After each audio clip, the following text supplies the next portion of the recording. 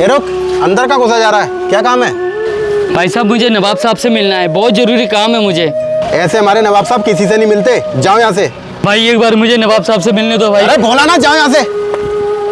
भाई जब तक तुम मुझे अंदर नहीं जाने दोगे मैं यहाँ से नहीं जाऊंगा भाई। दरवाजे पर इतना शोर कौन मचा रहा है? फैजान जाओ देख कर आओ।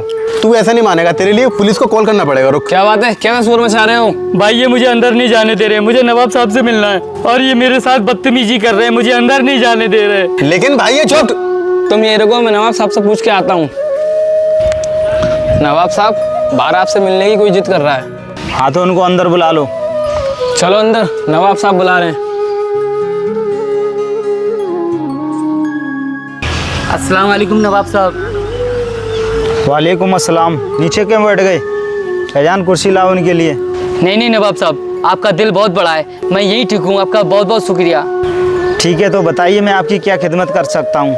नवाब साहब सोचिए, अगर मैं आपके दरवाजे पे मर गया तो आप मेरे लिए क्या करोगे? अगर आप मेरे दरवाजे पे मर गए तो मैं आपका जनाजा पढ़वा दूंगा और कब्रिस्तान में दफन करवा दूंगा और ज़्यादा से ज़्यादा आपके घर वालों को खबर पहुँचवा दूंगा। बताओ और मैं क्या कर सकता हूँ? इतनी मदद आप उसकी मरने के बाद कर सकते हो, उसके जिंदा रहते हुए उसकी मदद कर दो। तुम्हारी इन बातों ने मेरी आंखें खोल दी। बताओ तुम मुझसे क्या चाहते हो? नवाब साहब मैं बहुत परेशान हूँ, मेरा और मेरे बच्चों का घर पर फाके चल रहा है।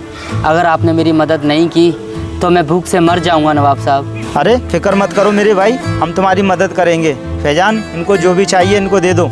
सुनो, और तुम जब यहाँ से जाओ तो मुझसे मिलकर जाना, मैं तुम्हारी मदद करूँगा और तुम उन पैसों से अच्छा कारोबार खोल लेना।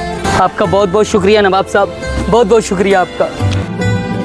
दोस्तों, हम जिंदा लोगों की कदर करना सीख जाएं और जो पैसा हम गरीबों के मर जाने के बाद उनके नाम पर खर्च करते हैं, वही पैसा अगर उसकी जिंदगी में उसके ऊपर खर्च कर दिया जाए तो किसी गरीब की जिंदगी बन सकती है।